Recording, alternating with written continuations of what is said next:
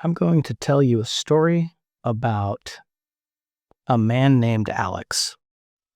Now, Alex would be what you would consider a regular, everyday tech user. He uses his cell phone for everything. He uses his real name on social media. He uses his cell phone number as an identifying number for all of his accounts, including social media and financial related accounts. And one day, Alex goes to his local Verizon store to get a new cell phone. And he's very excited about his new iPhone. So he posts a picture of himself at the Verizon store, bragging online about his brand new iPhone. Now, a hacker sees that and performs a quick open source intelligence investigation on Alex and is able to discover his email address, his phone number, as well as his home address, and several other personal pieces of information from a data breach from a credit agency several years back. So in a matter of 20 minutes or so, he has a large portion of Alex's historical personal information at his fingertips. Now, Alex goes home, goes to bed, and while he's asleep, the attacker, posing as Alex, calls Verizon and is able to convince the customer service representative that he is Alex, and when presented with security question, is able to piece together information from the data breaches and answer a sufficient number of security questions to pass that layer of security. He then gets the service representative to port a new SIM card over to his account under the guise of his cell phone being stolen, and now has full control of Alex's phone. The attacker immediately resets the passwords to all of the accounts he can get access to, including his email, his bank account, his PayPal, his crypto wallet. He is able to receive and reset two-factor authentication codes that come through SMS text messaging. Next, the attacker moves on to drain Alex's financial accounts. He initiates a credit card application in his name, and he starts posting suspect posts on social media posing as Alex to attempt to fish information from his friends and family members so that he can pivot over and attack them as well. Now, when Alex wakes up in the morning, he notices that his cell phone service is dead. He assumes that Verizon's having a network outage and is able to get on their customer service via the internet, and he finds out that his account has been taken over. Now, it takes Alex the next several weeks to try to put this mess back together and regain access to his accounts, but by then the damage is already done. His money is gone, and he is left to simply pick up the pieces. The emotional stress and the financial cost of this attack is massive. The primary source of this attack is what we call an OPSEC leak. And this is the OPSEC Podcast. I am your host, Alan Pace. And the mission of the OPSEC Podcast is to bring privacy as a discipline to the forefront of the conversation. We aim to decode and demystify some of the more advanced techniques, tactics, and procedures of the security and intelligence industries and bring that to the everyday user so that they can understand it, digest it, and apply it to their own life. The pillars of privacy, in my opinion, are OPSEC, which is operational security, signature reduction, or SIGRED, security operations, or SecOps, and the sum of all of those, the result of all of those, is privacy. Now, it's not a perfect overlap, but I like to think of OPSEC, SIGRED, and SecOps as the TTPs of privacy, the tactics, techniques, and procedures. And what I mean by that is OPSEC really provides a framework for decision making. It's the tactics, it's the how-to, it's the what do you want to accomplish? What are your privacy goals? What are your objectives? Is it to minimize your digital footprint? Is it to control personal data leaks or exposure? OPSEC process is how you determine those things. Primarily, the OPSEC process is a process, as is stated. It is not a product. It is not a one-time thing. It is a continuous process that you can apply throughout your life and throughout your decision-making. The 5 steps in OPSEC are to identify critical information, to analyze threats, to identify vulnerabilities, to assess risks, and then finally to apply countermeasures. OPSEC begins with awareness. Most failures happen due to human behavior, like oversharing on social media, or routine predictability, or lack of the recognition of threats. And that's a common issue when people who do not value privacy, as most of us have friends and family members who do not find privacy important. Now, as you just heard in the story of our imaginary friend Alex, threat actors, they exploit everyday actions. Whether it's social media posts, fitness app data, they use open source information to find breadcrumbs and put together a picture and build a profile about you or whoever their target is. Lots of this comes from data breaches. We know many big data breaches throughout the years.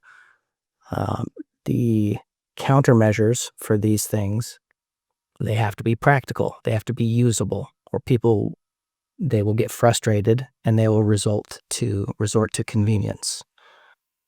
OPSEC used to be a military or an intelligence practice. However, it has expanded into the field of the private sector, being employed by corporations for executive security, journalists, activists, individuals who rely on protecting personal information or proprietary corporate information.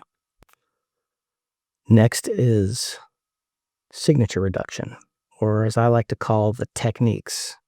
And what that means is how those goals can be accomplished. What are the methods that we're going to employ for each tactic? Whether it's compartmentalization of your personal information online, whether it's the use of encryption tools, network obfuscation through VPNs, signature reduction reduces the trails and the indicators that lead back to you as a person. Signature reduction techniques help you conceal your online behavior, whether it's through IP obfuscation with a VPN, or encrypted messaging, or account compartmentalization.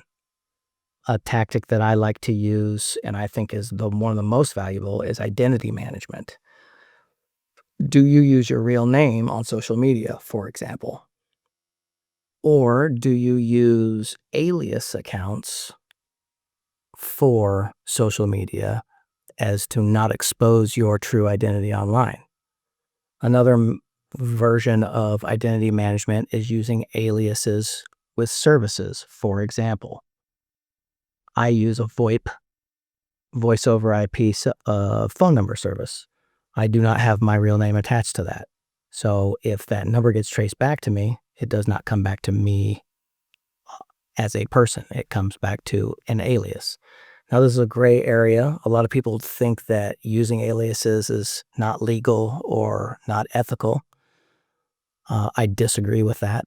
I believe that as long as you're not defrauding anybody, there is not a problem with it.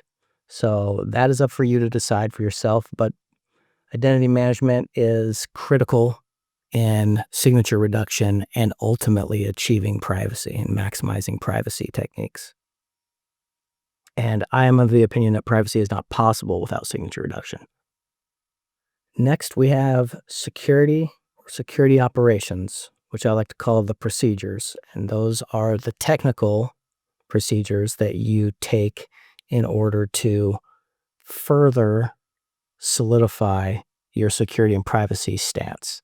And that would be, for example, hardening your home network, creating a long and randomized Wi-Fi password, ensuring that your Wi-Fi signal is encrypted and not open to the public, or taking it a step further and learning how to set up a firewall for your home network that includes VPN, auto connect, and kill switch functions. Another method, or another procedure, if you will, would be to enable real-time alerts for account activity. Any account that has a lot of value to you, bank accounts, email accounts, social media accounts, set up alerts for suspicious activities, and you use those as your real-time security alerts. Using layered defense strategies such as strong passwords and two-factor authentication also greatly increase security for certain logins and accounts as well. And these are only a few examples of tactics, techniques, and procedures that can be employed in order to increase your security and strengthen your privacy. Privacy is, in this day and age, under constant attack. The ability to maintain privacy is not about secrecy. It's not about having secrets or having something to hide. What it is about control. Your personal information should be under your control. You have the power to choose who knows what about you because it's your personal information. It's not the other way around. Now, most products in this day and age are designed to chip away at your privacy without you even knowing it. The cliche goes that if the product is free, then you are the product. Now, as cliche as that might be, it is 100% true. Most privacy these days is given away voluntarily and invisibly by products like this that just offer you a convenience and you accept the terms and conditions and they are able to siphon off pretty much whatever data they want.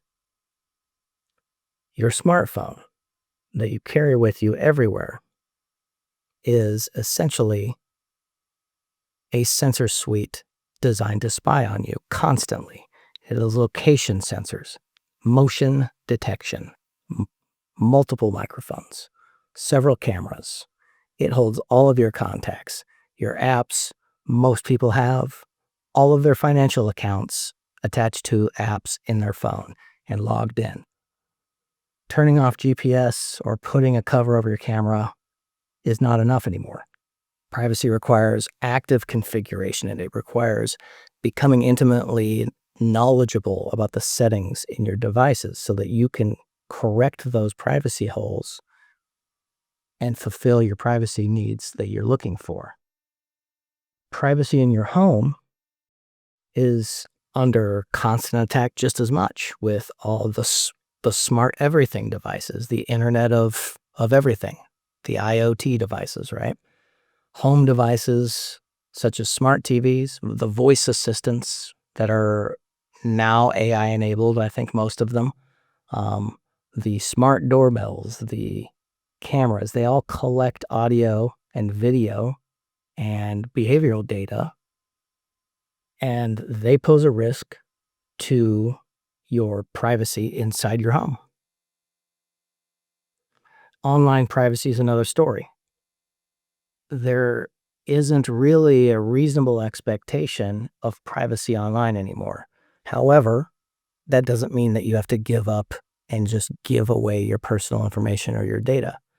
It requires intentional use of tools and to not deviate from using those tools.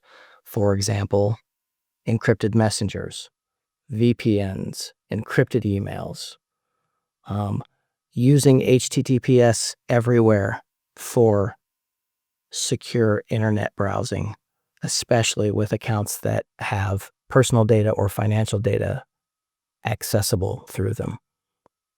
Changing your daily habits will minimize these security gaps and these privacy holes. So to sum up this maiden voyage of the OPSEC podcast, we will be covering all subjects related to privacy as a discipline, including the tactics of OPSEC, the techniques of signature reduction, the procedures of security operations, and with the goal of increasing your understanding and your knowledge about privacy as a whole. Thank you for joining me, and I hope you come back again.